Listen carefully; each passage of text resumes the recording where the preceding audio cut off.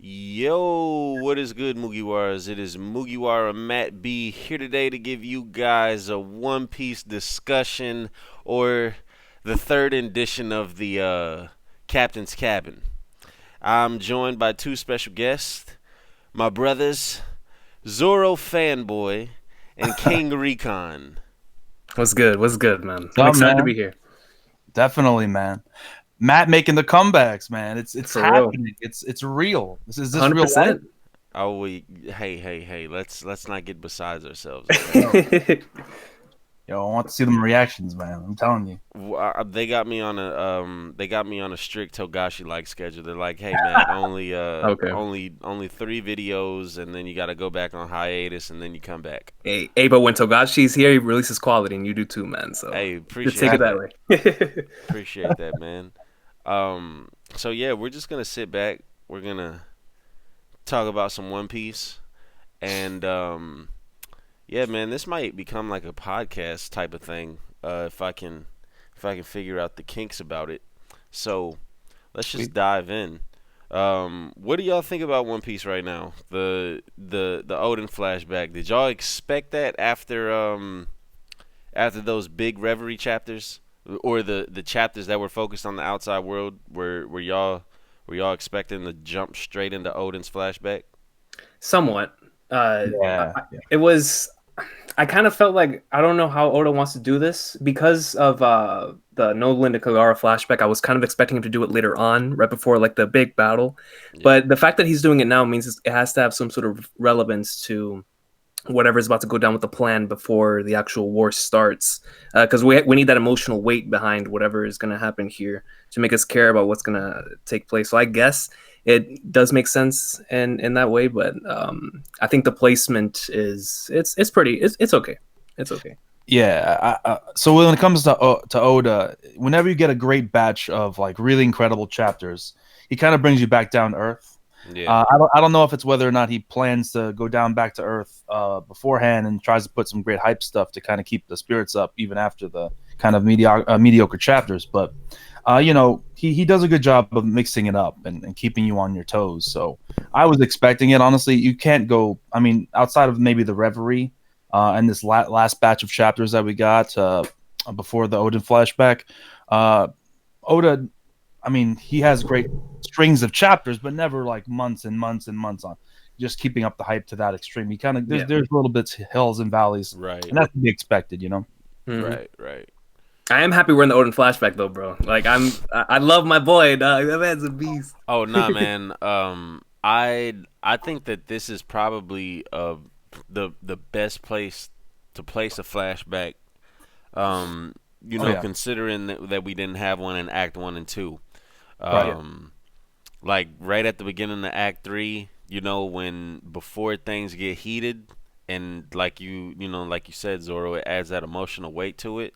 Um, I think this is gonna be the best flashback in the series. I've been on record Yeah. saying that, but Yeah. I think this is gonna be better than Nolan, better than Robbins, better That's than quite a lot. That's quite a lot to put on Oda. But the thing is, like, if he's gonna go full out with this flashback and showcase Odin and his time with the Roger Pirates to a small extent, or even like some rock stuff, if Odin was present during that time, man, that would just kick this flashback to a whole nother level. I don't know if Oda's gonna do that though. What do you think? Yeah. I well. think he just might. It just depends on where he wants to take it and how long he wants to go with this Yeah, flashback. like how long do you The think this is gonna be? Like maybe I don't know, I like eight think chapters, I something think like like 10. I want to say like 7 to 10. that? Okay. Yeah, definitely a volume. Yeah, Definitely like volume. like a volume's worth. Um, the thing that I'm like gonna say that I'm most excited for the flashback, or that I'm looking forward to the most, is stuff linking to the Void Century. Of Now, course. I've been Mhm. saying, and I think that a lot of people are expecting Void Century stuff in Wano. Just when you connect all of the dots, if there's not heavy Void Century ties, then I feel like that'd be another wasted opportunity from Oda. I Um, I feel like it's gonna be post Wano though. is going to be most of the Void Century stuff, unless we get the connection with Lady Toki in the flashback, like you're saying, to the Void Century stuff. If not, I think he's going to save most of that to post Wano, whenever we get to really find out more about the Kozuki clan We'll and see. about what's really done there. I think the perfect time to find out about the Kozuki clan, or at least like not all about them, but like their mission, why they have to, or why the shogun is able to read and write in the poneglyphs and stuff like that. Like I feel like there's reason as to that, and I think that we'll get a conversation between Odin and his dad, something along the lines of that, because I think it's pretty evident that the person that wrote in the poneglyph language on Skypiea was or was Odin. Mm-hmm. Because when you think about it, Gold Roger went on 2 voyages that we know of. Yep. The last one was the one where he just gathered up an entire crew, and I think that's because he knew, like, okay, yo, this is getting to the One Piece or getting the Raftel or whatever island, the four poneglyphs intersect with. Right. Whatever he thought it was called then. He's like, yo, I need to go get more members of my crew to do this. So I think that we'll see part of the reasoning as to why Roger needed Odin. And so I'm saying, like, Void Century ties are going to come into play there, because I mean, it's pretty obvious that some type of message, from the Kozuki clan that's on, or is it the Kozuki clan? Yeah. Okay, it is the Kozuki clan. The message that they left on the poneglyphs, I think it obviously is related to the Void Century. 100%. Yeah. Do you think all poneglyphs have something to do with the Void Century? I think it's separated. Like there's certain, but then I say that I was about to say certain ones are about the ancient weapons, but the ancient weapons are about the Void Century. So I would say most of them, if not all of them. Yeah. Yeah. I would say I would say all of them, because I mean, because they passed this down this information using these poneglyphs because they couldn't be destroyed. The information that they were saving and passing on was so important that they made sure that no one could destroy it. So it's obviously got to be important information. Mm-hmm. I'm curious what exactly that might refer to, though. Does it talk about only weapons? Does it talk about history, cultures? Is that it? Like, it's super interesting. It is. And I do wonder if any of them have like some, and like Oda's version of like a biblical text of like the beginnings of like the universe in the One Piece universe. Well, I was rewatching so my nephew, he's watching One Piece right now. He's on in his lobby right now. Very nice. Greatness. Yeah, the greatness. So I was rewatching the Robin flashback with him, and the way that Professor Clover talked about the Library of O'Hara was that, it is the oldest library in history. It was over 5,000 years old, and they had ancient texts. They had a lot of different ancient books in there that talked about just the entire world history, and it even talked about the remember the kingdom that they came up with the hypothesis for. I don't think that was just from learning about the poneglyphs. That was also just ancient texts, that they had from the books that were in the library. Mm-hmm. Definitely possible, yeah. But go ahead. No, I was just saying, like, if you're the world government that was created that many years ago, and it's clear that they probably went through some massive book burning, information destroying spree to keep this knowledge about this kingdom down for so many years. If O'Hara was the standing library that held all that information, why wait all those years to destroy it? You know what I mean? Yeah. Well, because Especially there was if it has never that many any sensitive information. because there was never any proof. Remember, they kept saying that they kept capturing archaeologists and they Yeah. kept capturing scholars, and they Hmm. were hoping to link them with O'Hara so that they could Exactly. destroy it. I don't mean that in current times, or rather in flashback times, but when they initiated this purge of information to begin with, Hmm. and the government's probably known about O'Hara and the library for longer than since Clover's been alive, but way before that. Um, I, maybe they just kind of I don't know, forgot about it, or I can't imagine why they would allow that library to stand if it held such powerful information aside from the poneglyphs. I think it does do with what Matt said though. I think because it really was a Kainu that really took on the initiative to call a buster call on that island. So it took Right. somebody of that caliber to want to go ahead and do it. And of course, the whatever was going on there with Spawn dying and CP5 and whatnot. But I think I agree with Matt in terms of they just didn't have enough proof and or didn't want. I guess Instant Messenger Sama didn't call in a great cleansing or something yet. Like he didn't say cleanse that island yet. I guess I don't know. But, What the fuck's up with the instant messenger Sama, as you call him? What's up with what's up with this guy? What do you think? What are some theories? I have no clue. I'm gonna be honest. I know I'm a One Piece reviewer, reactor, theorist. I'm supposed to have my own theories, but I have no fucking idea. Man. I really don't. Man, with Instant Messenger Sama, I don't know. When I saw the silhouette at first, when I first saw Zebek, I was thinking, trying to do that connection, but then Me I was too. like, yeah, that doesn't really make any sense. Yeah. And then I just wondered, like I thought the Gorosei were gonna be at the very top, Me but to too. find out that it was, that there's somebody even, above them.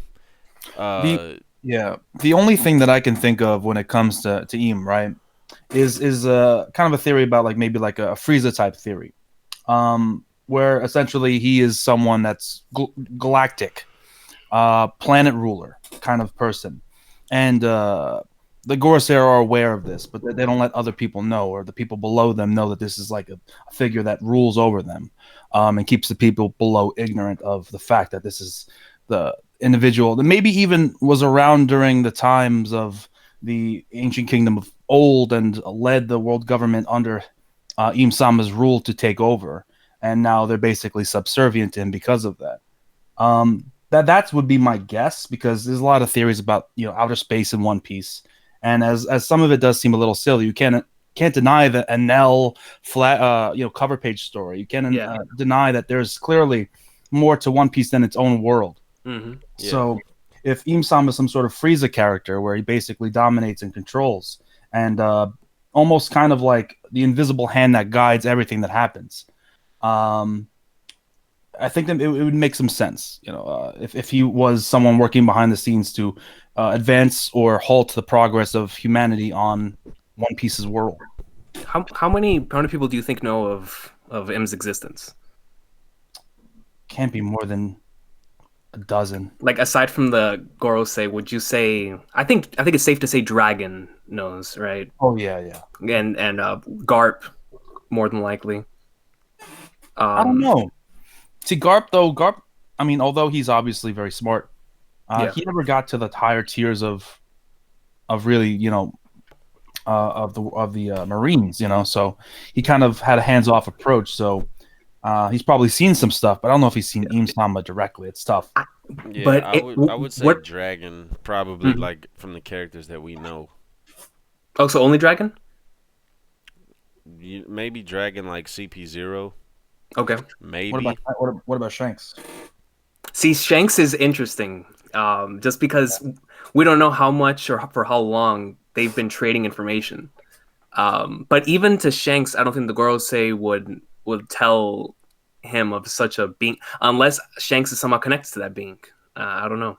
Oh shit! It's an interesting situation. But the reason why I brought up Garp is because that chapter was extremely interesting when it came to the wording of like the king of the world and Rock's wanting to become this and that. Now, I'm not saying that Rock's is imp, but I do think that there might be a connection there, because if the Celestial Dragons were in God Valley, who's to say that there Roger and Garp did maybe not meet Im-sama, but knew of a higher existence than the Gorosei because of that.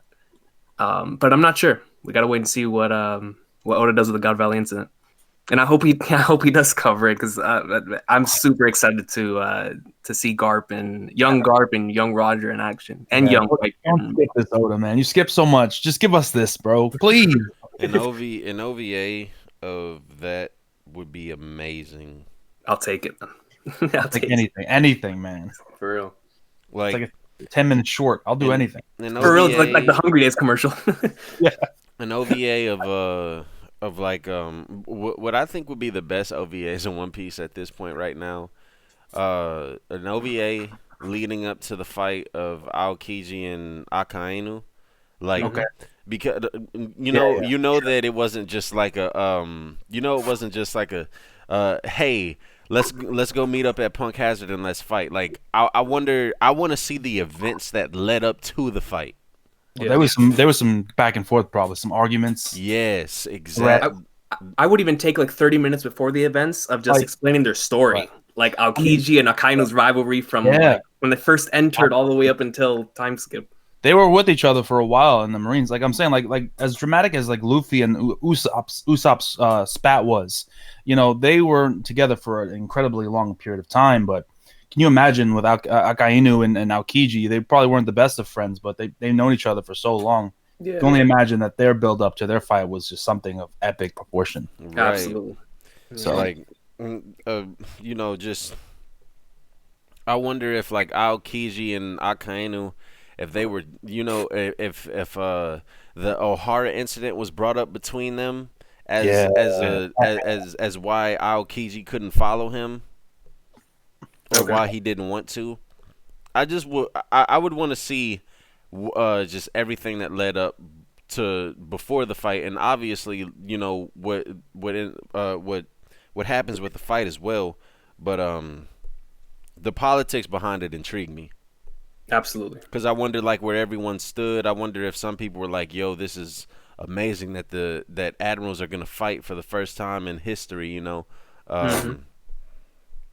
I would just want to see that. Like the reactions would be amazing. Yeah, you could make 10 movies off of things that we need to see in One Piece. That was like a flashback of some crazy shit, like Garp, Roger stuff, anything, man. Just even a couple of pages we got, the Roger stuff was amazing to me. Oh man, dude, anything with Roger is like my most rewatched stuff in the series, dog. And but I do think he's gonna flesh out the Roger flashback by the end. I think if not anything else, anything related to Roger, we'll get more of in the manga as we get closer to the end.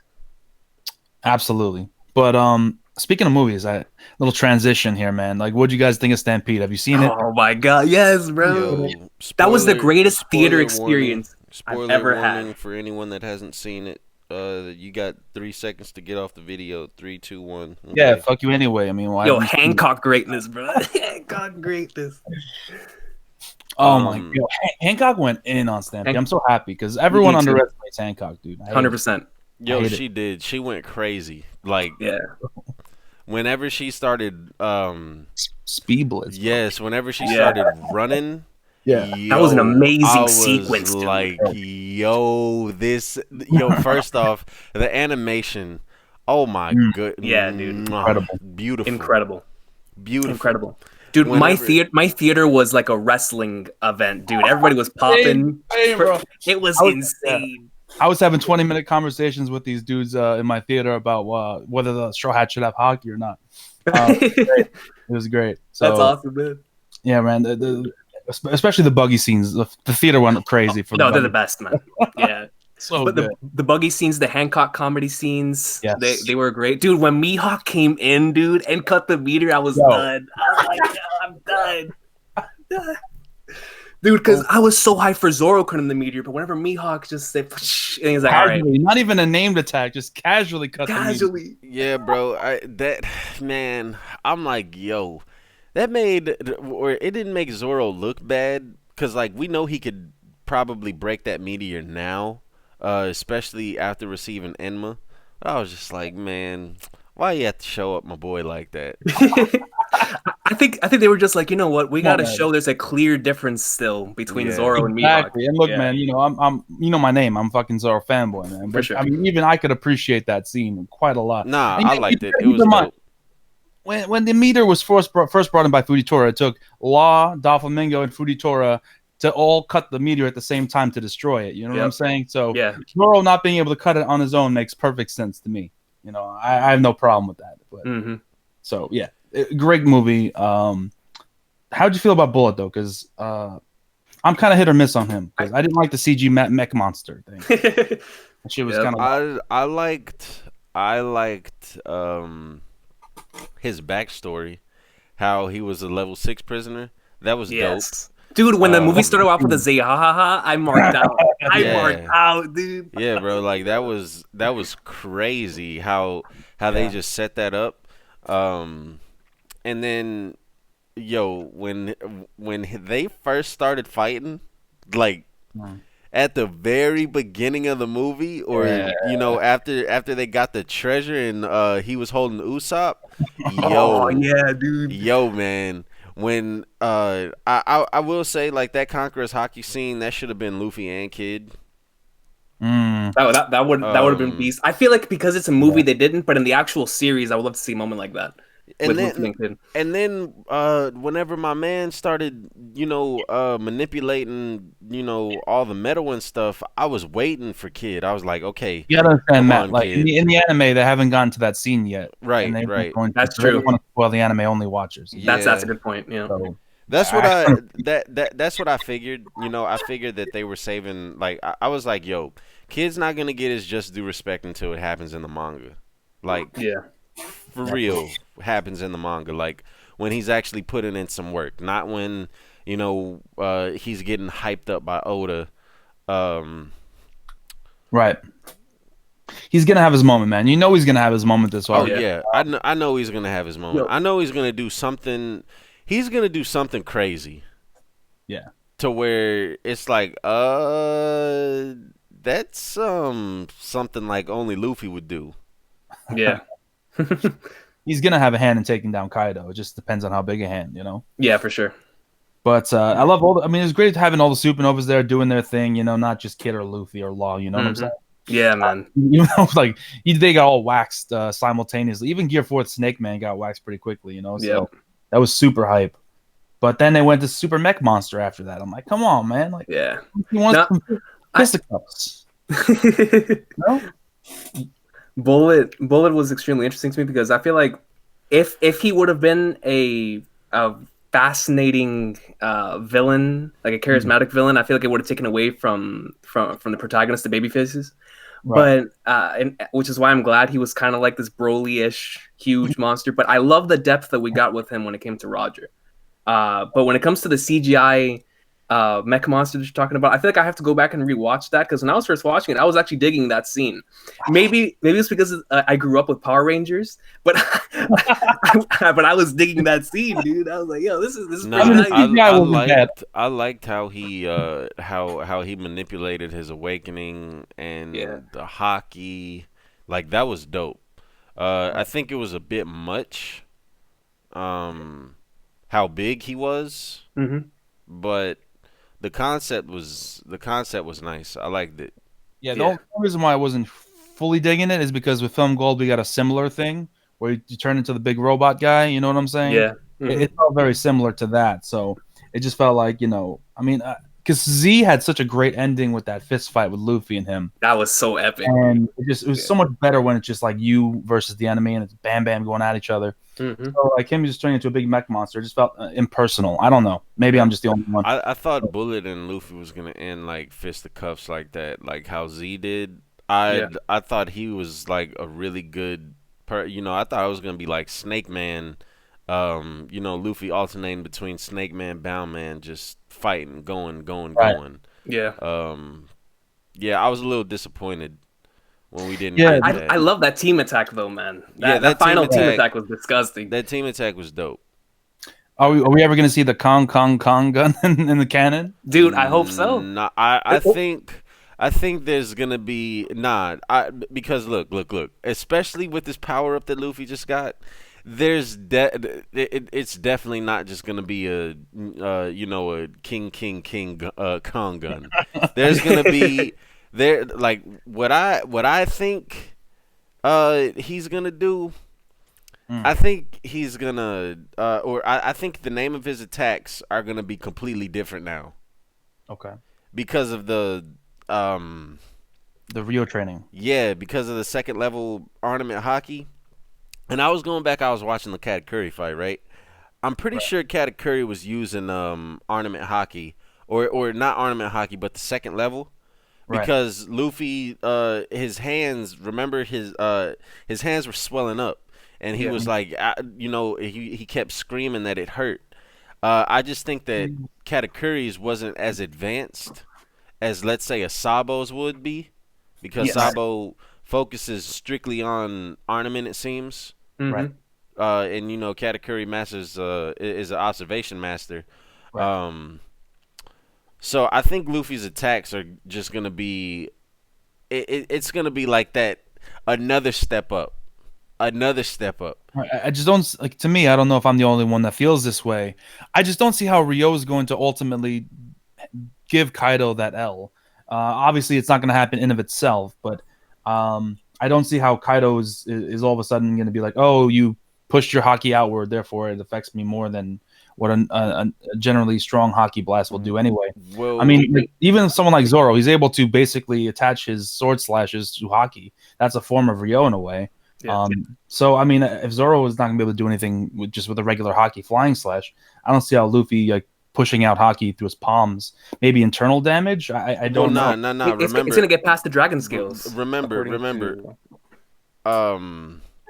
what is it? Rio is only whenever the hockey is on the outside of your body. Luffy skipped that step, and or he skipped the step of what Rayleigh was doing, what he saw Rayleigh doing, and then he started the step to where you destroy from the inside out. I think that's what Luffy's gonna be doing, and I think that that's what Enma is allowing Zoro to do. Okay. Because Luffy and Zoro, they so clearly they're getting similar training.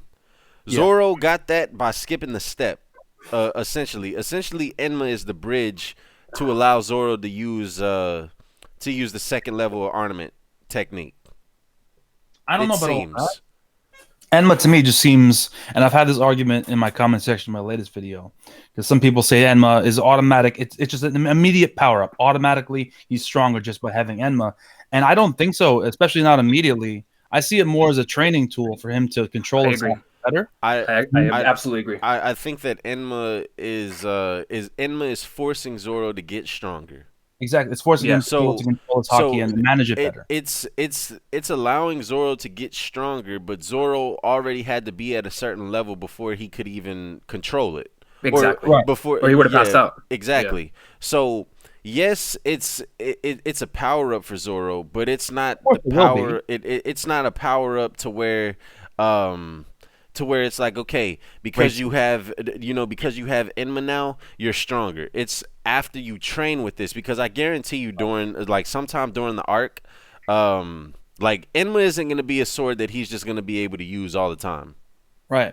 Because this argument's so annoying, because I hear people in the comment section or see people in the comment section, they're like, well, his slashes are stronger now. That's not what happened. It's the sword makes you use up more hockey than you want to use. Zoro already had the capability to cut up the side of a mountain. He didn't want to cut up the side of a mountain. He only wanted to cut the tree. But because the sword basically just drains you of more hockey than you want, the slash was bigger than he wanted, draining more hockey than he would like. But do you see and do you see why with what you said, Zoro, is that I'm saying that Enma is forcing him to use Enma is forcing him to control his hockey, because it's giving him another form of hockey. Right. It's another, I think Enma forcibly uses that technique, which is and I think Enma was definitely used to cut Kaido. So And yeah, But so that the, was with Odin. just building off what you're saying, Matt. Mhm. When we've seen Zoro really use his haki and his swords, you see a lot of the times that his swords are actually leaking out haki, Yeah, it which is overflows. a really cool looking thing. But it Absolutely. feels wasteful. Like if his swords are leaking out haki, he's not controlling it properly. Mihawk doesn't have haki leaking out of his Yaru when he unsheaths it, right? So I think that's kind of like a hint that Zoro isn't fully able to control all of his armament haki quite yet. He's very clearly the best of armament haki. Not the best in the crew, but Luffy's probably there too. But his armament haki is his specialty. That's what he's good at. And Yeah. you can see that he has an excess of it. But the problem is, as of right now, at least seems to me, he's not able to fully harness it. If you're able to contain all of that haki and channel it to a single point or a single blade, that his level, like you said, will go to level 2. Well, Even beyond. and I think Enma is gonna help him be able to do that. So now Oh yeah, he's gonna do that with his other swords. exactly. And Yes. bet on Zoro getting the Nidai Kitetsu. I promise Yeah. you, if he already doesn't have it, there's no way that he doesn't have it right now. Actually, we don't even know what happened to it after Luffy got put in prison. Like we nah, haven't seen nah. it. But I mean, What's it pretty called? sure I'm not gonna have it. What's her name? Brought it back. Oh, Kiku, I believe. Oh, that's right. Yeah, she Okay. brought it back. She was like she said That's something right. to Yeah, no, to you're him. right. It was like, "Hey, I found this." So, Right. you know, and that's why I think that what's his name? Is it damn, what's his name? The guy that forges the swords. Tengu guy. Yeah, the Tengu guy. His name. Whatever his name is, Yeah. he's really been watching Zoro. He's been observing Zoro, and I think he's Tony gonna Yako? tell him, huh? Sorry. No, go ahead. I'm sorry. I think he's gonna tell Zoro, hey, I'd like that Sandai back, and you can have this one. Interesting. Because I think by the end of the series, Zoro's gonna have the final Kitetsu. Um, he's gonna have all the Kitetsus. All three? No, not like in his Okay. possession, not in his Okay. possession, but so like he started off with the Sandai, then he's gonna graduate to the Nidai, and then eventually he's gonna graduate to the one that the Gorosei has. I Right. think that's gonna be like his mission because like he's Right. clearly drawn to that Nidai. Like I went back and I watched some episodes of Wano, where I Right. was reading the episode or reading the chapters, Mhm. and I just thought that it was so funny. Like whenever Zoro keeps asking Luffy for the sword. Right. Yeah. And then it moves And on. I think to it's the- just pissing him off because Luffy's not even using the sword; he's punching people with the sword in his hand, so it makes Zoro even more agitated. Yeah, So- it's hilarious seeing that. Absolutely. My question would be though, because with we see this weird quirk that the sword has, that Enma has. We also know of the quirk that all of these Katetsu have with its curse, quote unquote curse. And it was brought up when Luffy snatched the sword originally, from the house. So the question, like, I mean, they're not just mentioning this curse for no reason. I mean, if they had the curse initially for the Sandai, right, and they didn't bring it up at any point, even now with the second grade sword, then Oda would probably scrap the idea. But they brought it back for Wano, and they continued saying this sword is also cursed. So Oda's continuing this theme of these swords being cursed. What does that mean, though? What is that going to mean for Zoro? I'm curious because that's never been answered. Well, if we get an answer, I definitely think it'll be in Wano. And I'm pretty sure Zoro's gonna have some type of ties to Wano. Like if that's not obvious, Yep. he's probably Yeah. gonna have some type of ties to Wano. And I'm pretty sure that the two are gonna be linked, like not Yeah. directly, but Zoro, his ties to Wano, I think are gonna be they're gonna be linked to the cursed swords. You think? Oh, interesting. I mean, it makes sense because the same person that made, I believe, Wadoichi Monji made those cursed swords, right? No. No, The it was, Enma? No, oh God, I keep. the I'm, same I'm a person. little sleep deprived. I apologize, but yeah, go ahead. Nah, you're good. The same person that forged Wado Ichimonji forged Enma. Enma? Enma, Yeah. that's sorry. Enma. Yeah. And the person that forged the Sandai Kitetsu is the Guy. Tengu guy. Yeah. Yeah. He forged Okay. all the Kitetsus. But you think that the Kitetsus are going to be tied to Zoro? The curse part of it. Okay. So something to do with his history? Is going to be tied to the curse, or what do you mean by that? I'm curious. Like why? Okay, so Zoro, all of Zoro's attacks are based off of demons. Yep. So I think that's an indicator right there of, okay, this might be linked to the demon sword, or yeah, the curse swords. Okay. Okay. Yeah, I mean that definitely makes sense. That's one theory for sure. That makes a lot of sense. That yeah. But go Let ahead. me let me ask you this: when it comes to finding out more about Zoro's story, if we do find out anything about that, is that in the midst of Onigashima or in post Wano that you think we get that type of information? I think it'll be if he's fighting against someone from Wano, Yeah. presumably like Kiyoshiro or someone like that. Yeah, the I would flashback. love to have that rematch. I would love to see that. I think he's the traitor for Orochi though, so I don't think it's gonna happen. Yeah, I'm right there with you. So I mean, I would love to see a conflict between those two because they're on similar level, it seems. But he seems like he's a good guy. I say that skeptically, but he seems like he's probably a good guy. So I don't know if we're gonna get that. Honestly, I don't know what a really like the most interesting fight we can get for Zoro is. For the longest time, I've been getting crapped on because even from day one, I'm like, I don't want Zoro anywhere near the Shogun. He's a scrub. He's a bitch. I don't want. It's a waste. It's a waste of a fight. I want him to one shot the Shogun, but aside from that, like, don't get me wrong. Obviously, I would love to see that happening, but it would make more sense for one of the other characters that have been suffering under him to get that. I guess that honor, considering they've been dealing with him for a longer time than Zoro just coming out of nowhere and one shotting his dumbass. So I got you. I think the flashback is gonna probably put Kinemon in that position. That would be awesome. Yes, that would. I think the flashback is like definitely gonna set it up, like, because Orochi had to do something slimy. Oh, of course. He had to do something really, really slimy because, he's all the way at the bottom. And how did he get up there? How did he get to the top? And how did he create a tie with Kaido, dude? Like what went down for him to be able to even be in that position to? He pulled a Blackbeard. He pulled a Blackbeard, except he's not as badass. Yeah, that's what I would say. Exactly. I would say it was something like that. Like, he definitely betrayed. Like, and probably when Odin was gone, this is when it happened. Oh, okay. So whenever Odin was with Roger, that makes sense. Okay. Whenever Odin was like with, not even with Roger, with Whitebeard. Okay.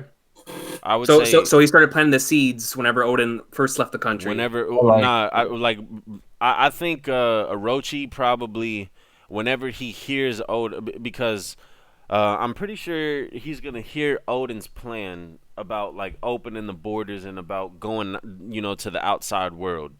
Yeah. Right. And I think whenever he starts to hear about that is whenever he's gonna be like, okay, so this guy seems to be the only one in my way, the only one that can really like stop me. So if I, take the precautions before, or while he's gone, then I'll be able to live. I'll be able to I'll be able to foresee my plan. I can see that. I can definitely see that. But to me, it seems like if I had to guess this scumbag, what he would do is while like you said, while he was gone, maybe either on Whitebeard or with Roger, he just made a deal with Kaido. Like, look, I'm gonna set up a trap. You bring your people. You can have control of Wano and just let me be the puppet master. Just set me up and we make a deal and we're good to go. And Orochi came back from his trip. Some things happened. He got some people to turn on him, and the rest is history. I just feel like that's probably more likely. But I think I think Orochi is probably the reason why Odin's dad is dead. Okay. I wouldn't. Ooh. Dang. So he didn't look that that old so far in the flashback. So yeah, that's what I'm saying. Like, Orochi will probably it's probably gonna be revealed that Orochi killed him to speed up, to to get closer to the lineage. Ah, Hmm. So it seems like Yasue is probably next in line. So right now his dad is the Shogun. So if I were to say who's next in line, probably Yasue. mm, Then probably Odin after that, then Momonosuke. So he probably already figured out a way to get Yasue out of the way with Smile and stuff like that. mm. Or some other, however he decided to get Yasue out the way. We can speculate on that, but I don't think it was something that he had to think hard about, because I don't think he looked at Yasue as someone that was hard to get past. Okay. Especially after being under him for so long. Yeah, I think he probably only looked at Odin in that way because he didn't understand Odin and because Odin was so ambitious. Yeah. Yeah, it makes a lot of sense for sure. So, Think. under Yasue, he knows how he moves. He he it's like with Aizen with being With under Gin. Shinji. Oh, okay. Yeah, yeah, that makes more sense. Yeah. Being under Besides Shinji, Shinji. how he Yeah. how he betrayed him, and Hmm. how Shinji couldn't even see it coming. Yeah. Right. So I Hmm. think it'll be one of those things. Like Yasue won't like Yasue. This will be the last thing on Yasue's mind. Like he's not even worried about Orochi betraying him because he feels like he's so untouchable by someone like Orochi. But Hmm. someone that's been clawing and slithering and sliming. Mm. Those are the ones that shock you the most when they finally reveal themselves.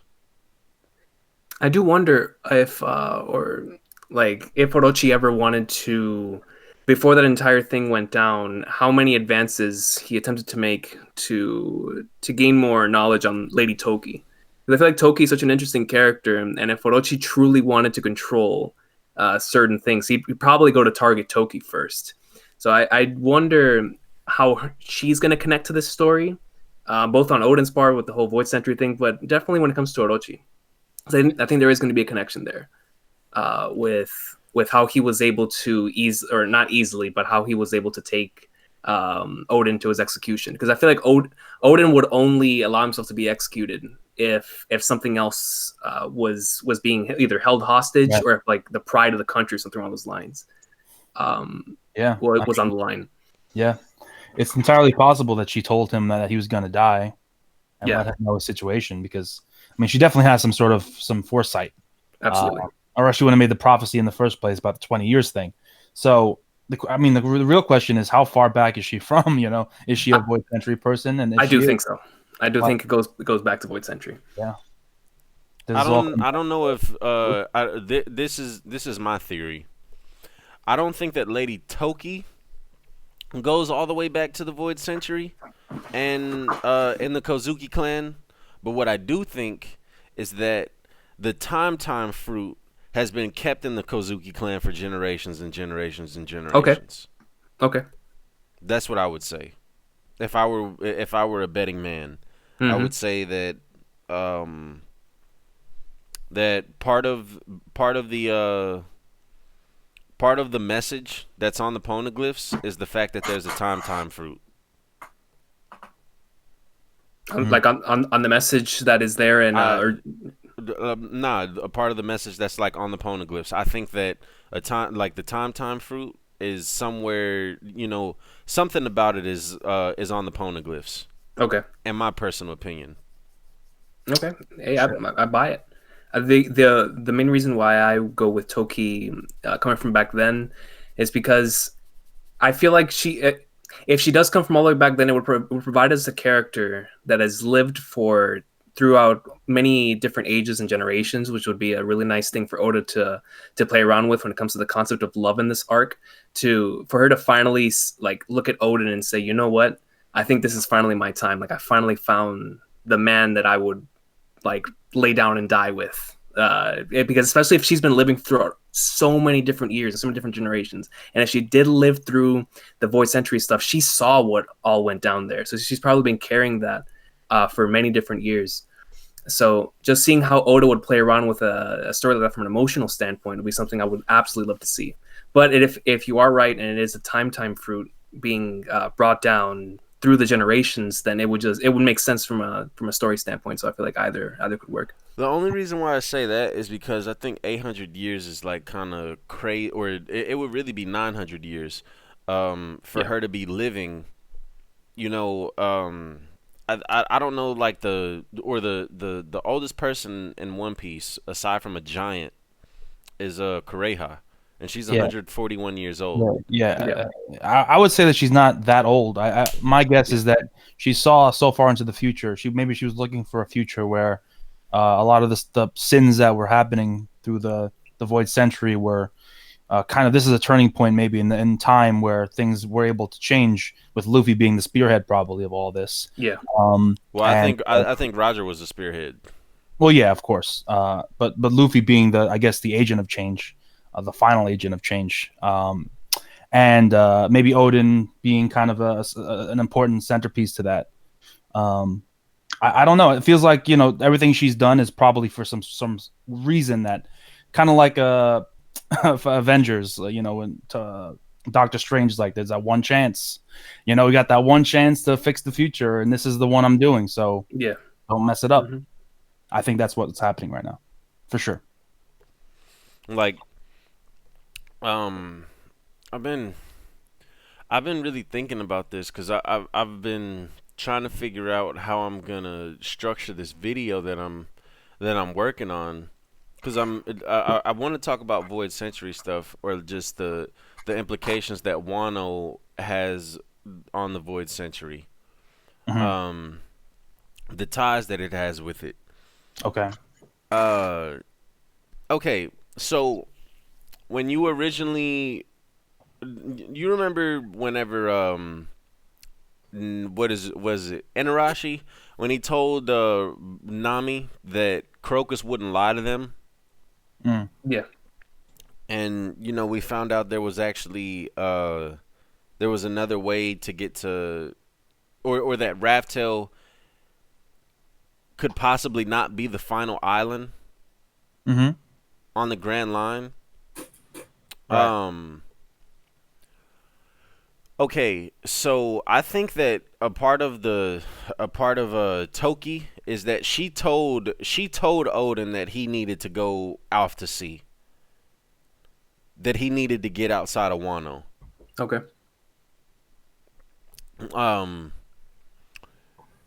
And what they came up with was the dawn of the new era.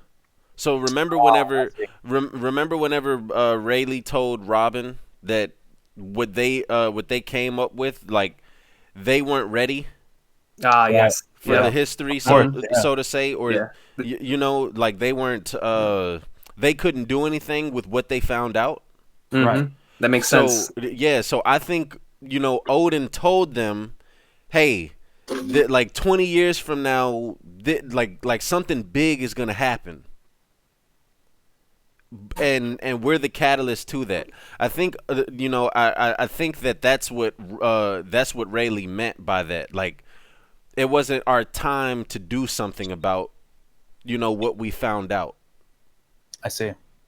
Yeah, I like that, because he even tells them he hopes they come up with a different answer. Right. He so, says so that it could be resolved. Yeah, he told Robin, hey, just keep traveling with your crew, and maybe the answer that you'll come up with is different than the answer to ours. Yeah. And then remember, he says maybe we were too hasty.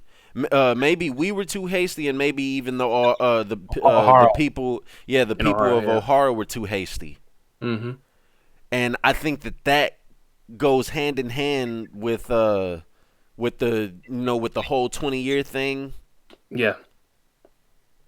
And I think that's what Roger was kind of setting up for. Makes a lot of sense. I'm digging it, man. I love it. Maybe that's why Roger, whenever Usopp asked Rayleigh, hey, did Roger decide to start the, was it his plan to start this great pirate era? Like, did he think about this whenever he went to, whenever he went to turn himself in? And Rayleigh's like, yo, I can't tell you that. I don't know. I definitely think that maybe this is something that Roger came up with. Like, this is the best that I can do to help that era, or to help this new era that's coming up. That's fascinating, man.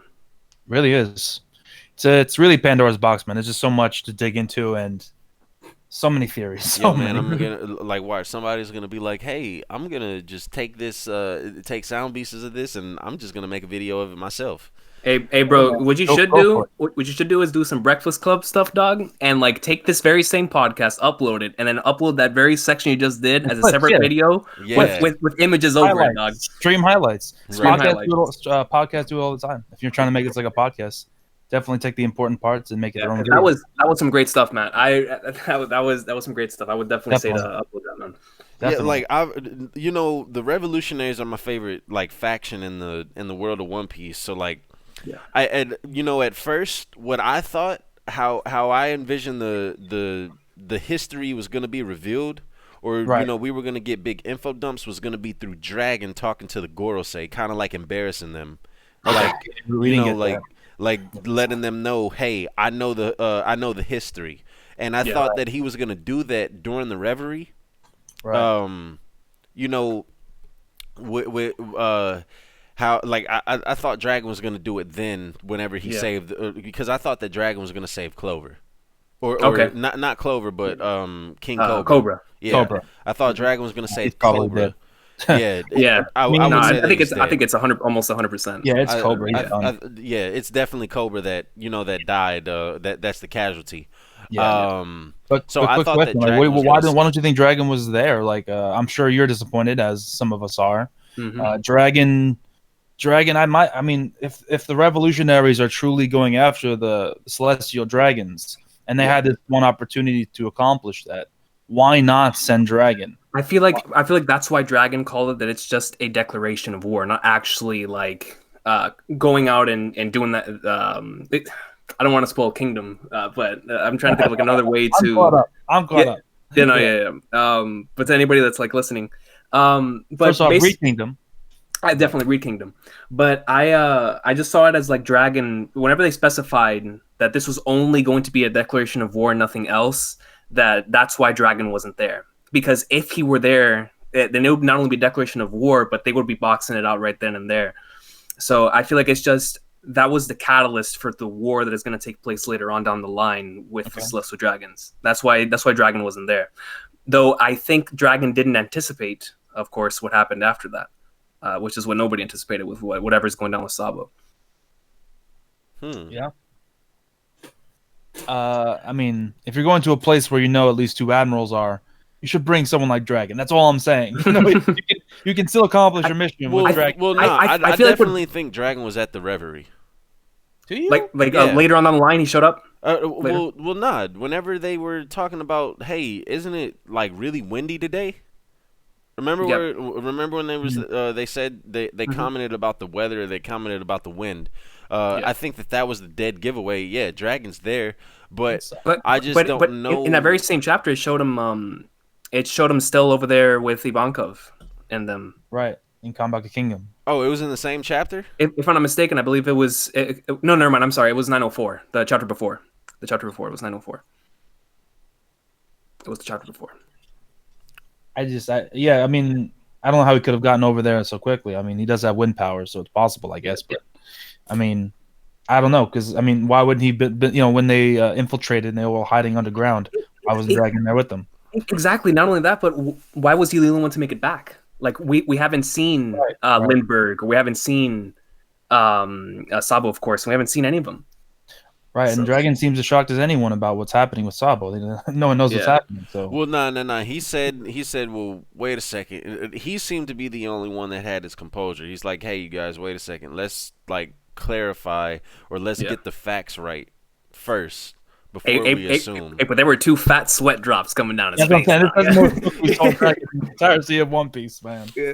You know, What I think. So I don't know if y'all know what my theory is on that, but after reading that chapter with Sabo over and over and over again and dissecting it, what I came up with is that I think that the Gorosei are framing Sabo for killing Cobra. yeah, That makes sense. And I think that that's why Shirahoshi said Vivi the way that she did, was, a sympathetic Vivi or a sympathetic, Right. yeah, like Not, like yeah, like not, dang, yeah. I'm mad that I can't be that I can't be there to like grieve with my friend Yeah. type thing. For sure. Not only do I think they framed him for the murder, I think he probably took Vivi and ran. I think he probably was protecting Vivi. Oh, Sabo. Yeah, I agree with that. So he I agree. probably did kidnapping. Yeah. I agree with the 100%. Like And it's framing Sabo Okay. for killing Cobra and kidnapping the princess. kidnapping Okay, Vivi. there's Yeah. two things. There's two things, right? You know what? Zoro, you just helped me figure out the final piece of my theory. Okay. Now Hold on, I lay it out didn't. to me. Now I couldn't figure this out, right? But this is like what I. This is what I came up. So Kuma comes into play with this, right? So what I think is that Kuma sent Sabo flying away, Okay. and that he sent him flying away to Wano. Mhm. Oh, okay. Yes, because Yeah. a lot of people were, it was coming up like, is Sabo going to be in Wano? Is the Alliance going to be in Wano? So on and so forth. And I think that the Alliance is going to be in Wano, but my only thing in the Alliance being in Wano was how was Sabo going to be there? Yeah. So now this makes sense, okay? So what I think now I can go on a limb here, and this is Zoro. You literally just cleared up the last part. Okay. But what I'll say is that an effect of the celestial dragon attacking Sabo, that Sabo kind of has like PTSD, and that he's kind of bloodlust whenever he sees anyone from the government or like celestial dragons or something like that, right? Okay. So I think that there was probably an incident where Sabo was just like, "Yo, nah, we're doing this. This is happening right now. We're about to save Kuma, and we're doing this." So he compromised the mission kinda by being too go lucky, kind of like Ace and kind of like Luffy. Yep. King Cobra is killed in the midst of all of this because he's pressing the Gorosei about the poneglyphs, and because of orders of Im-sama, the Gorosei just decide, hey, let's go ahead and like try to get rid of Vivi as well. And in the midst of that, Sabo understands this, and boom, Kuma, because Sabo realizes that they can't do anything with Kuma, he accepts it. Like, and I'm not gonna say that Kuma still has his personality per se, but if Vegapunk is able to give Kuma a final mission of saving the Straw Hats, wouldn't he be able to give him a final, like, another quote unquote final mission? Right, but he would have to assuming Kuma still has that mission inbred in him, then Vegapunk would have had to predict that Sabo would be there. Unless Well, I think it implemented the mission of protect the revolutionaries. Yeah, I think it probably is something like that, like something vague, like not anything too specific, like, oh, send this dude Sabo flying, but protect protect the revolutionary members. I do think if he sends Sabo flying, I think he inevitably also sends Jewelry Bonnie flying over there too.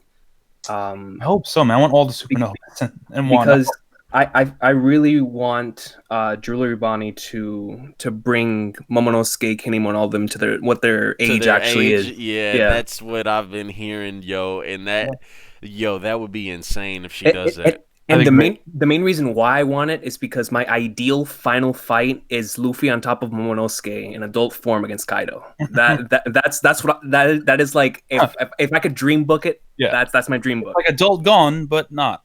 Yeah. Yeah. Yeah. And the thing about Bonnie is, like, I was working on a video about Bonnie, but I'll just start talking anyway. Why not? With Bonnie, it's very clear that her real form is the older form, in my opinion. Yeah. I think that her younger form is a recently taken over form to achieve who knows what. Because I mean, we saw her angry about Whitebeard's death or sad, seemed like, or Ace. It was kind of unclear whether it was Ace or Whitebeard, but I'm guessing it's actually Whitebeard with the new information we've gotten. She was sad about that death, and then obviously had a relationship with Kuma. either maternal or I don't know, familial. I'm not exactly sure their relationship. Maybe even romantic. But Bonnie, when she's in her younger, regular teenage form or young adult form, has to eat all the time, and it could be just be a gag thing like Luffy. But my guess is, in order for her to stay in that form, she needs to constantly intake calories to maintain it. Okay. That's my theory about it, and I might still make a video about it. But that's just the general outlook I have about it. It's clear that she's I forgot exactly what the name of the kingdom was. She was the queen of. Oh my god, the It name. was the Sorbet Kingdom. From Sorbet Kingdom, yes. And maybe Kuma's the reason why she became a pirate in the first place. I don't know. Yep. She obviously has a lot going on with her backstory, but yes, I think I do think whatever happened is definitely what was like what made her a pirate and Kuma revolutionary. Whatever took place then. Like I've been trying to think about when the last great cleansing took place. Like if it wasn't the Void Century Great Cleansing, and they did another one. After that, or maybe multiple. I've just been trying to think. Did they decide to do another great cleansing after that, and that is why Kuma and Bonnie are no longer in their positions? Like I don't know, man. I don't know. This is so much to think about. Maybe they just didn't like to play along with the world government's demands. That is another one. Maybe they didn't want to do a Celestial Dragon tribute. They just said screw this. Right. That's true. I mean, it would make sense if you're not part of the world government, part of those collective nations. Mm-hmm. You spin the face of the government, unless you're someone like Bo Hancock, who has the power and the Sea King's help, I guess, to defend her land, or you're someone like the land of Wano, which they're so strong you can't even go and deal with them anyway. Yeah. Why wouldn't the government go after them and try to prop up someone that will support them? Speaking of the Shichibukai, what do y'all expect to see from them going from here until the end of Onigashima?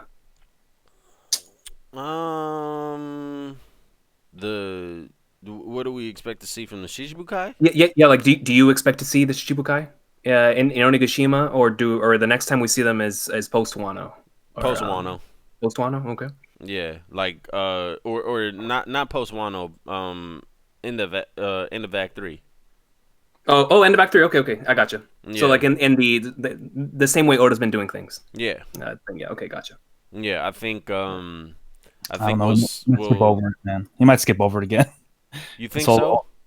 Unfortunately, I mean, I hope not. Obviously, imagine this. Who would have ever thought that Mihawk would be the last bounty that we would give? For real, right? Revealed?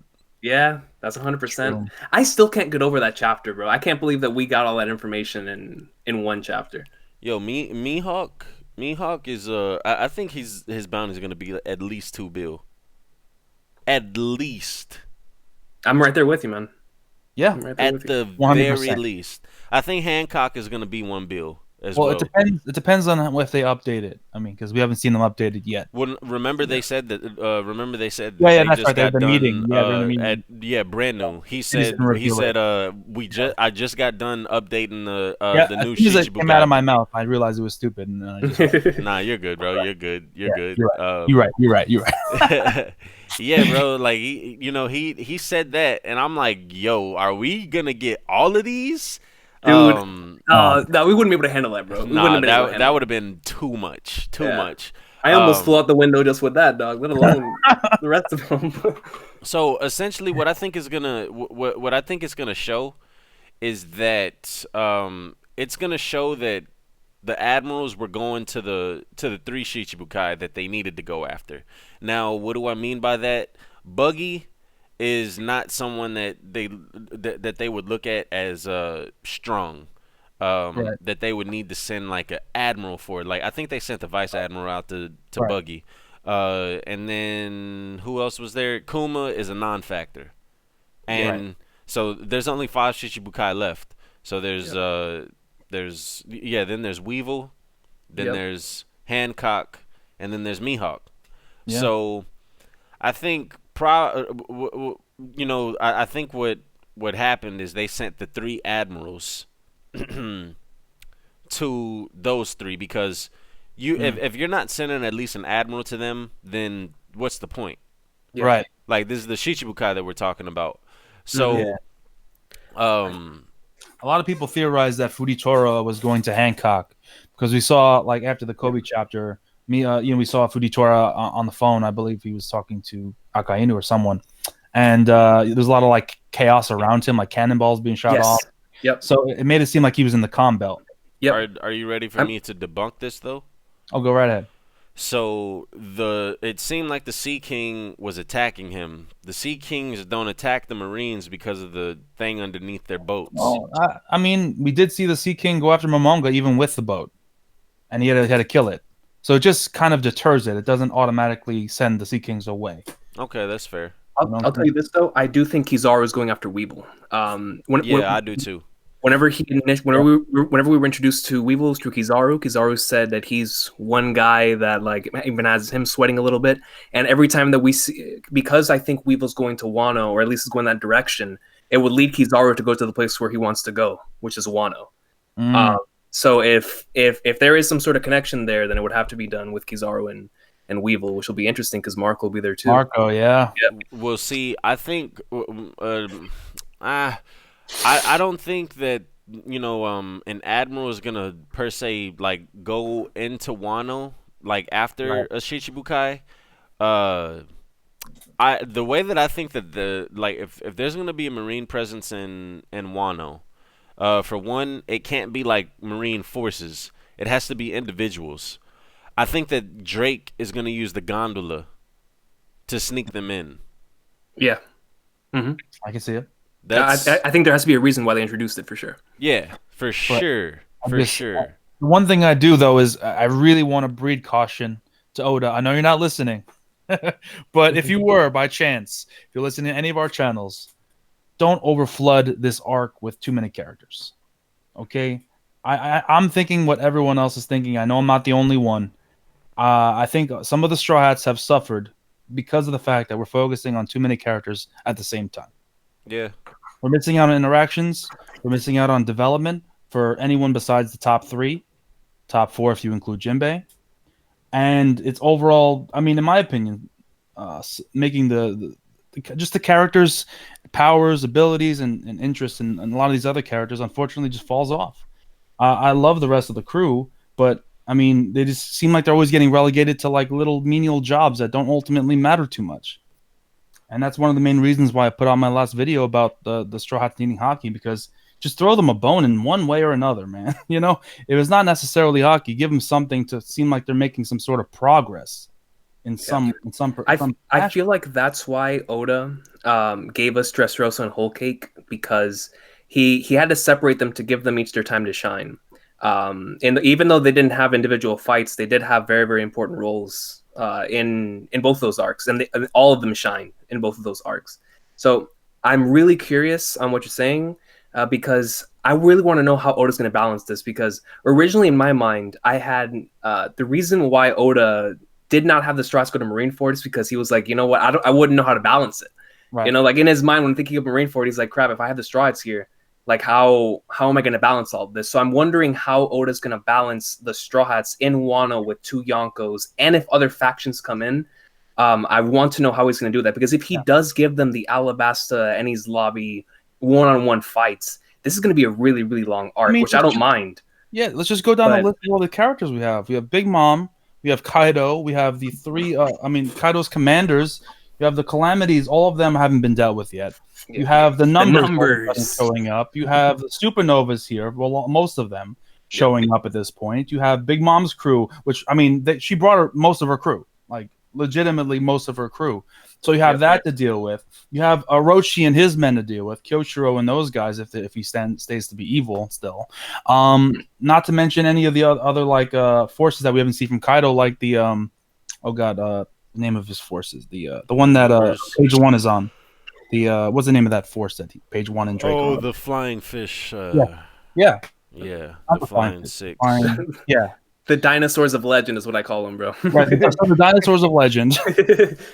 We haven't seen the full squad of them yet, and there's probably even more characters we haven't seen yet, and that's just off the top of my head. Yep. So I mean, not even to mention any of the good guys. To be fair, we already know that Luffy is gonna get Luffy and Zoro, and I'd even say Sanji too, are gonna get fights before the end game fight. Oh, no question. Like, Yeah. you already know that Luffy is I think page or not page 1, but I think what's his name? Queen is gonna be Luffy's Bluno for this arc. And my person, like, I because look, if Luffy's gonna be fighting against a Yonko at the end of the arc, he definitely has to like breeze through through a commander. That has to happen. If it's supposed to be believable, because after Luffy defeats Kaido, however he does it, if it's a 3v1, if it's a 10v1, I think that it's gonna be, or after this arc, I think it'll be a coin toss if Luffy can defeat an admiral or not. After this arc? I think after this arc, I think we should be able to say whether he can exactly. Exactly, and that's exactly what I'm saying. Like, after this arc, it should be okay. Luffy can definitely like defeat an admiral, or Luffy could defeat an admiral. Like, it's not out of the question. Right now, I think it's out of the question. Right? I don't think it's out of the question right now. I mean, I want to argue with you, but the trajectory that Luffy's going on, I can't. I can. I mean, if you just look at what Luffy was just for Whole Cake and where he ended after where he started, like Luffy at the start of Whole Cake, he was getting destroyed by Cracker and needed help to win. I mean, people argued whether or not he was on commander level at all at the start of Whole Cake Island. Don't kill me in the comments section. And by the ending, obviously, like, you know, you can argue that he was near Katakuri level. Some crazy people will say even better, but I don't know about that. I think it was about equal, just due to the amount of durability and he needed to be able to stay there. I would say to fight alongside him. I would say at the end of Whole Cake, he was probably at he's certainly close. He was right hand commander level. I'd say at the end of Whole Cake Island, but like the bottom half of that. So like, I don't think he, you know, at the end of Whole Cake Island, he was on the level of like Sabo or a Marco, but definitely, you know, definitely in that ballpark. I think with the ornament hockey training that he got, that's what put him at the top of at the very top of the right hand commander level. Yeah. And he's only going to get stronger. Like, this is just the beginning of the arc. If Whole Cake pushed him to that degree and put him to that level, I can only imagine what Wano's going to do for him. Absolutely, man. Do y'all expect him to awaken here? Nah, I don't think. I think he's going to master Gear 4th here. Okay, I would love that. Yes, like, I think it's going to be an armament hockey training arc. I mean, Whole Cake was an observation hockey training arc, and in order to defeat Kaido, you're going to need more, in my opinion, than what Luffy has right now, even with this training, to take down someone like Kaido. I mean, I know getting past the scales, he's learning Ryo, but I don't think that's even near enough at this point. Nah, see, this is okay, Zoro, but this is the thing. I think that it needs to be, or what essentially needs to happen is that everyone else needs to see how you damage Kaido. Okay, so let's say that Kid has been on, you know, the way that it's been foreshadowed and the way that Oda's made it seem is that Kid has been, you know, going on a similar path to Luffy. Okay. So what if Kid is able to use this second level of ornament hockey as well? And because look, it's either going to be Luffy or Zoro who are going to be the first ones to damage Kaido to where everyone to where everyone is like a Nandator, and they're, you know, they're looking and they're like, yo, he just damaged Kaido. So 100%. So it's gonna be you hit the Nanato with the quality right there. Yeah, that was good, man. That was good. Like, I could just imagine the shocked NL face right there, dog. Exactly. It's gonna come, and I'd be more so more than Luffy. I'd give that to Zoro. That Zoro's gonna be the one to damage Kaido, and then, you know, there's gonna be two things. They're gonna be like, yo, he's not the captain. And then that'll be so hype. They're gonna be line, yeah. They're gonna be like, yo, because I was watching Ina's Lobby, you know, with my nephew, and whenever Zoro does anything, the Frankie family keeps saying, Yeah. "Yo," And I captain. and someone, someone Yeah. that strong isn't I the love captain. that. Yeah, that's one Yeah. of my favorite things, that people say about Zoro. So I think that. Like, obviously, that is definitely going to come back to play. Zoro's going to do something crazy, and everybody around, is going to be like, yo, how is he not the captain? Yeah. How strong is the actual captain then? Yo, Matt, bro, can you imagine a scene right after that where you know how we were talking about earlier how Luffy and Queen are probably boxed it out, bro? Imagine this. Imagine people question how is he not the captain, and then that's whenever Luffy and Kaido have their Conquerors King Haki clash, bro. And you have like all the numbers just mad shook, dog. Like everyone around them is just like they're just shaking their boots, bro. Like, yo, that's the captain, this dog. little dude is the captain. This little guy, because he, like, Kaido obviously dwarfs Luffy. Kaido dwarfs anyone that he stands next to, but especially Luffy. Yeah, dude, like, it's gonna be insane. Like, whenever the Conqueror's Haki moment comes up, and I want to say that it's gonna be Zoro that has that Conqueror's Haki moment. Because I hope, man. Listen. Open that eye up. Whenever Zoro uses Conqueror's Haki, it's gonna be the same way that whenever Luffy used it in Marineford. Do you think it's going to be a foregone conclusion that he has it? Oh, I think so. Zoro has Conqueror's Haki. I would be surprised. There's no way. He also has Sharingan. There's no way that Zoro doesn't. Like, I mean, look, this was a dead giveaway to me.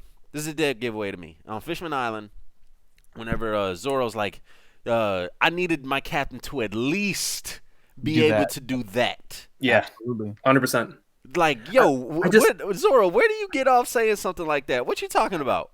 I always look at it like this. Like, Conqueror's Haki is all about ambition. Zoro's just as ambitious as Luffy is. Not on the same level, of course, because Luffy, just like Mihawk said, is going on a level beyond. But Zoro's extremely ambitious and wants to conquer being a swordsman. Yes. So in order to do that, he has to have Conqueror's Haki. Zoro doesn't run from smoke. Zoro runs towards it. He's like, hey, yo, there's smoke. So you guys over think there. Mihawk has Conquerors too?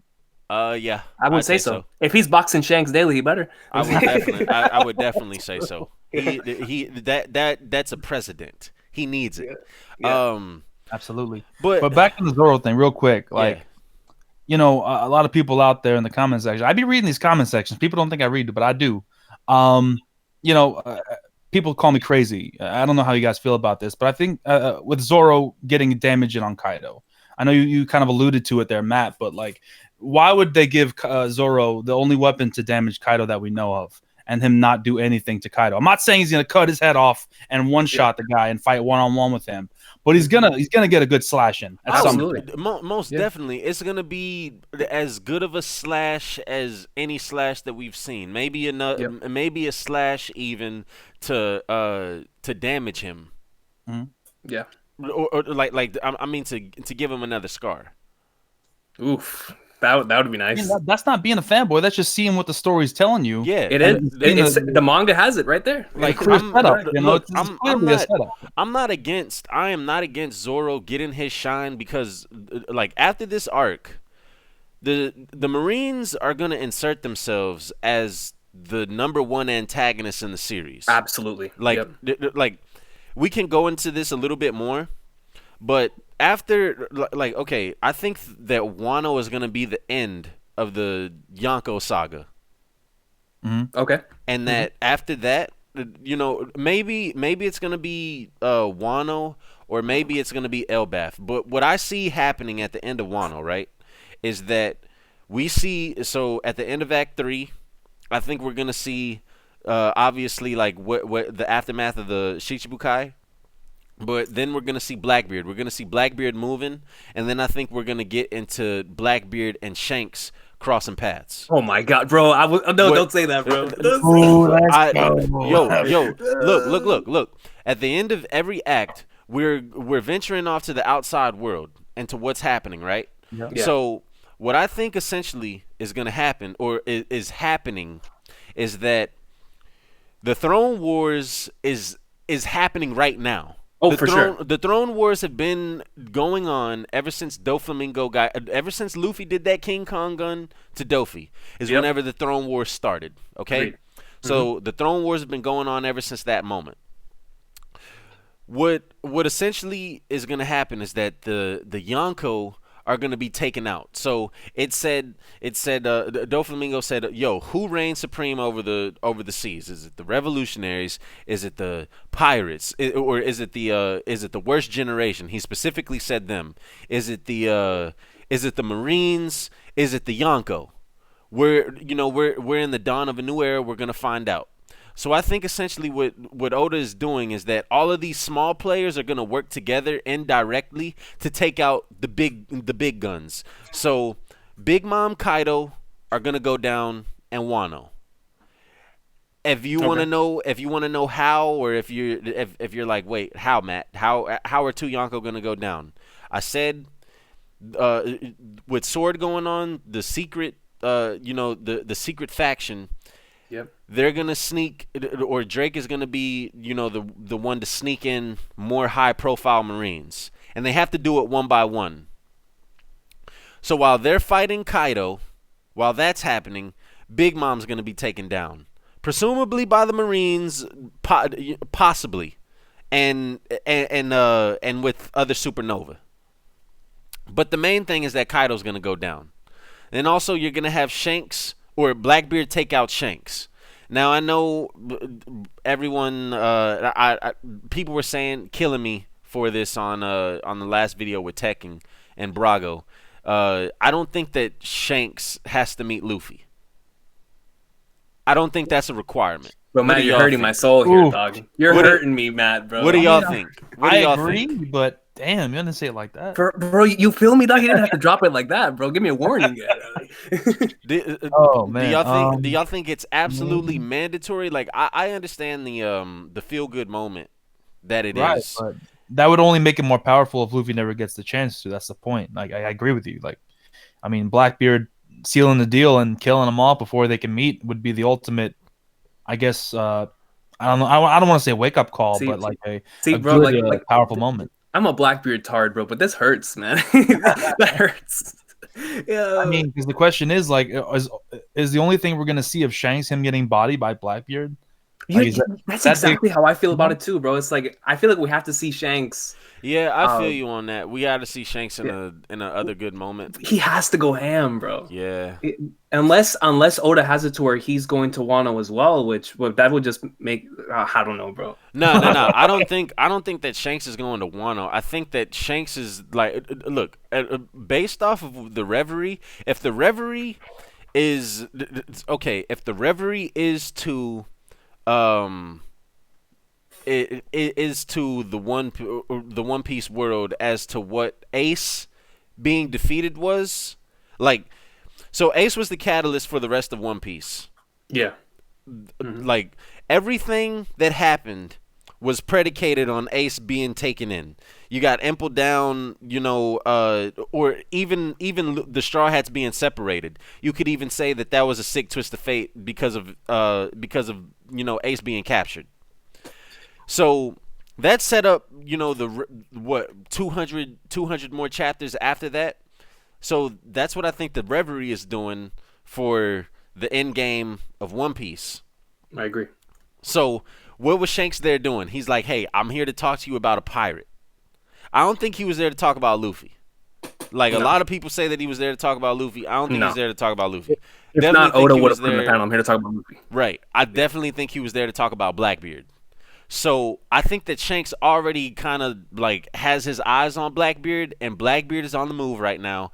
I think that Shanks is going to be on the move as well with Blackbeard. And we're going to see that come to a head at the end of Act 5. You know what, Matt? I definitely see where you're coming from now, because when I think about it, the last time Shanks did this, I'm going to assume was whenever they told him that Kaido was going to be moving into Marineford, and Shanks went in and stopped that. Right. So I feel like if he were to go to the Gorosei again to have the conversation, like, yo, Blackbeard he's thinking about going to Wano because he wants Kaido's fruit, whatever the case may be. Like, yo, I'm going to go out there and I'm going to stop him myself. So just to have, if there's two clashes going on, I just want you to know I'm going to be a part of one. Yeah, so, I think that's why it makes sense, right? If like he goes to Mary Joy to warn the Goro, say like, hey, I'm about to engage in something right now. I don't need y'all bothering me with it. Yeah, exactly. Like the same way Right. that you did with when me and Whitebeard met a couple years ago. I Yeah, don't I need mean, you meddling around with my affairs. So the, this is right. what the situation is. Let Look, me do what I do. look, the fact of the matter is the cards are stacked right now against the Luffy crew, like immensely stacked against them. Absolutely. I mean, even if it was just Kaido's crew on top of everything else, it would be too much. But now you throw Big Mom on top of that, you have to find some sort of equalizer. I And agree. I'm having a hard time thinking of anyone that could be that equalizer except someone like Shanks. Except for someone like Shanks. That's exactly what I've been thinking too, Zoro.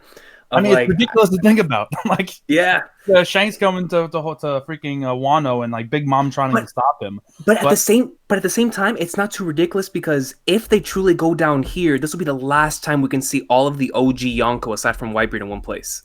Yeah, absolutely. I don't want no. I don't want Shanks on Wano. Shanks needs to stay far away from Wano. Far, I feel far, you, but far like away. how on earth are we gonna make this work? The Marines.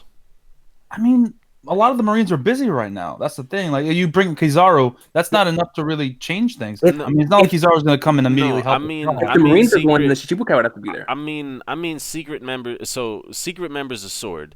Now, maybe Hancock shows up to Wano. I don't know. Maybe she does. You gotta understand though, Matt. Like Sword doesn't have big hitters. Like the biggest hitter on Sword is Drake. Nah, I doubt that. He's the captain of Sword, though. He's one of the captains of Sword. Yeah. I think it's just one captain. You think that there are multiple captains? I do think so. I think so. I think it seems that like this is like more of a covert group that was probably formed by someone like Sengoku or Garp. That would have like isn't a big. It isn't like CP0. It's like a big group. I just feel like it's probably a couple members that are passing information. So if it was started with someone like Garp or Sengoku, you think that the strongest member presumably would be Drake and Kobe? Well, you got to have people on there that you can trust. I don't know how many people in the Marines are really kind of with that sort of trajectory of impressiveness. I think maybe you can have a couple vice admirals on there. I don't know. Like I don't know. I would say Smoker. I would say Smoker's probably a candidate to be in Sword. With Akainu's sword tattoo that he had on his arm, I definitely think that Aokiji is a part of Sword, and I think that Aokiji might even be a triple agent right now. Oh, absolutely. Like, there's no question. I think that it's very possible that he might even be a triple agent, and that because like. So essentially, I think that Akainu pretty much told, like, after the fight, and this is what I'm saying, why I want to see the fight with Akainu and Aokiji because of the lore behind it, not even because of the fight. I want to see it because of because of the implications. So imagine if Aokiji and Akainu were talking, right, and they're like, "Yo, this fighting, we're not gonna get anywhere, dude." And then, Akainu was like, yo, I have no problem if you don't want to be under my direct rule under the Marines. That's fine. He adds something like, yo, these Yonko are getting out of control. They're getting too strong. I need you. If you're gonna leave the Marines, then I need you to swear that you're gonna give me information about all of these Yonko crew members. Yeah. So I think Aokiji and Akainu are definitely a part of Sword. We just don't know it yet. I could have sworn in the past, Matt, you were on Aokiji, a revolutionary, on that boat. Have you jumped board of that, or have you not been a part of that? With the addition of Sword, I said that I said that I would like for Aokiji to be in the revolutionary, but I feel like that would be a bit overkill. And then just what with the word? overkill, like, you got to understand. To me, the way I see it, the revolutionaries are underpowered. Yeah, they're underpowered, right? With the exception of Dragon, obviously, Dragon's probably top tier. I agree. I agree with you. Like, Sabo is really the only other strong one, presumably, that like outside of Dragon. And Kuma that's probably at 100% if Kuma. Oh, for sure. Yeah, Kuma 100% would be up Kuma there. as well.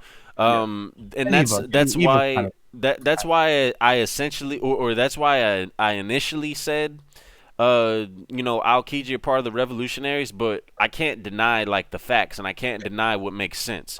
With Sword being, implemented into the story, Right. nah, I don't think he's a part of the revolutionaries now. I think that he's definitely a part of Sword.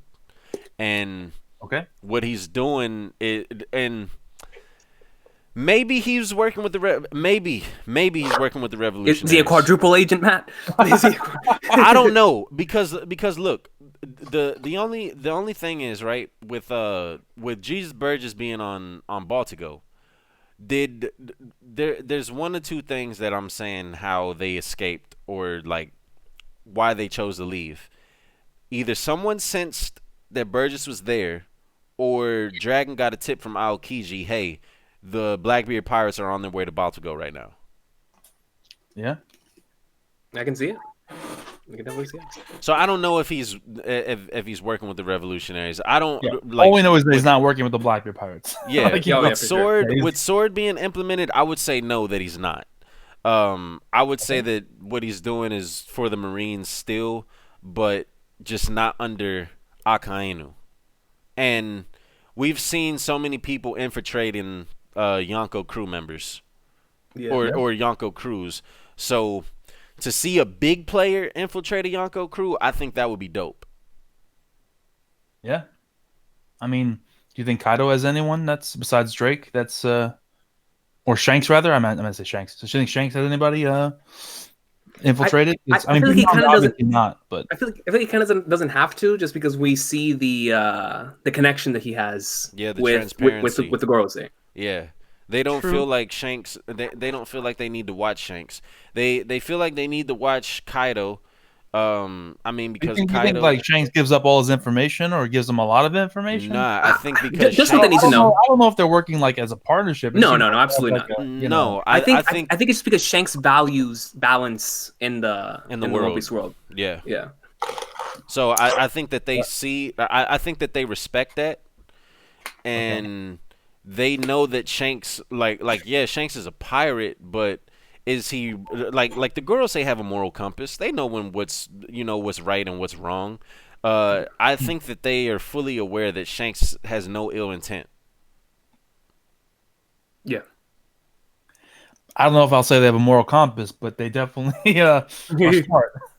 Or at least they think they have a moral compass. Yeah, their Yeah, moral compass is really skewed, but yeah. Yeah. Yeah. It fits their moral compass. Better put it that way. Yeah. Right. They have a moral compass as long as it doesn't contradict the things that they want.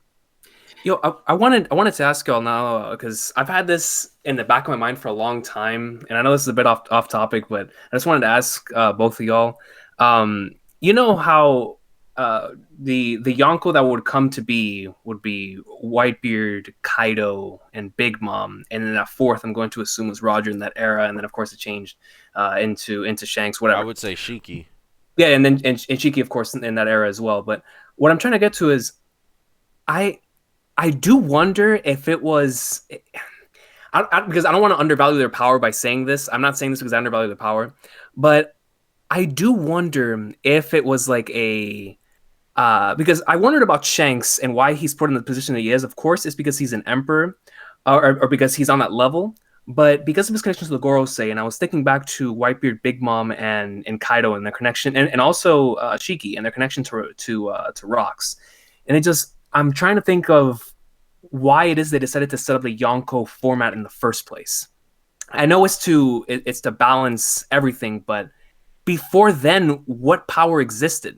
You know what I'm saying? Like, I want to know why it is that they decided to make those three in particular. Because Rocks was probably the head, or Rocks was like the king, Yeah, and like they couldn't decide who was the king. Right, So, after Rocks died, probably. Yeah, after Rocks Roger died. died. So, Okay. so You have to understand though, before them, Roger was the one that explored and discovered most of the Grand Line. Yeah. So there couldn't have been pirate Yonkos or whatever before that point. Mm-hmm. It really started with Roger and that generation. For So sure. I think Matt is pretty much on point. Like the Rocks were the Rocks. They were the enemy, and then once Rocks died, they split up into smaller factions. And then they because of that connection, also because of their power and everything that they were gathering, they decided to make them Yonko. The reason why I asked that is just mainly that it's been something I've been thinking about, like, because like we were talking about earlier with the whole Rocks possibly my connection to Im Sama, just me and my some conspiracy brain saying, oh, it was Im Sama that was like, you know what, I'm gonna make these three guys a Yonko because I want to be king of the world. So I'll be the king of the pirates and I'll be the king of the Marines. So, but that was my conspiracy mind. It's certainly possible. Like if Im Sama guided it, like I said, like maybe I'm going out a little too like Ancient Aliens type mindset here, but I feel like Im Sama is kind of like a supreme being that overlooked humanity's growth, and kind of did things and moved pieces in a way that fit him and whatever he's trying to do, or whatever he represents. He could just be a member of a larger group, right? Okay. But so I definitely think that it's possible that Im Sama is responsible for many of the major events that we've seen or heard about up until this point. Yeah. He's just that level of like ridiculous to me, the way he's been portrayed. For sure. The one above all. So it would make a lot more sense if there wasn't a consolidation of power, because with the Rocks, everyone was on the same crew. That was ridiculous for the most part. Unbelievable. So if Im Sama realized that was a threat, maybe he's the one responsible for Rox's death. Maybe, who knows? We don't know how Rox died. If he did die at all. If he did die, he might be locked up somewhere. We don't know. Maybe Im Sama's got him as a slave like Akuma. I don't fucking know. Yep. Maybe he's 20 years in the future. We don't know. One Piece. You never know. Yeah, you never know. I wouldn't put it past Im Sama to have his hand in things to that extent, that much. You know. So that's just me. Oh, for sure, man. Yeah, it's been ever since Instant Messenger Sama's introduction, I've just been going back and rereading the series and looking back at like Alabasta and just seeing how Oda has set this up throughout the series. And like whenever I look back to Jaya and I see how he introduced most of the Chichibukai there, and he introduced Blackbeard, and he introduced the Gorosei, and he introduced the Marijoa, bringing up in Alabasta with the concepts of the ancient weapons and the Void Sentry. I was like, man, Oda real deal had all of this ready to just pop off at any moment, but he just decided to continue on the adventure. And I'm glad that he did, because now there's so much value behind it. But it's incredible to me that man has had all of that in mind since back then. And it fascinates me when I go back and read the series after this Im Sama revelation in particular. I can't wait until I can go back and rewatch Wano, man. For real, right? Like, yo, this animation is crazy. It's unbelievable. It's weird to think that we saw the first episode of Roger's House 2 years ago. Right? The first episode of Wano when it aired in the anime was 2 years ago. Something like that. No, wait, 2 years ago? Last year. Yeah, last year. I was about to say, yeah. A year and some change. It feels like 2 years. I'm old. Yeah. Oh, yeah, that's right, because y'all were over there in Anime Expo. Right. Yeah. You gotta make your way to one of those, man. I do, man. It's just, it's always around that time of the year whenever work is poning me, man. Yeah. But Anime Expos are where they're at, man. Absolutely. Yeah, man, because I've been wanting to go over there for E3 as well. And that's always around the time of the year. Ooh. And I'm like flagnards, but it's okay. One of these years, man, I will meet up with y'all and we'll have some fun. Yeah. We definitely all gotta link up. But I think we covered a lot of good stuff. What do y'all think? Yeah, we did good. I flipping learned a lot of awesome stuff in here. There was some great discussions, great theories. Absolutely, man. This is it's a great thing you're doing with this podcast type style discussion, man. It's a lot of fun. Hey, man, I appreciate that. This is a pain in the ass to edit, though, or not even edit. All I do is like I slap over some GIFs over the audio, but it's just rendering this hour-long video. Oh my goodness! Yeah, I understand, bro. I only record hour-long videos, so I know how that is. I know how that is. Like I'm even thinking of not putting GIFs over this and just uploading the audio like blank screen. Just here you go, guys. It's up to you, man. You know. Hey, man, podcast audio is the move from here on out, man. Yeah, hey, that's so true, man. Like the podcast format, that's the I think that's the best way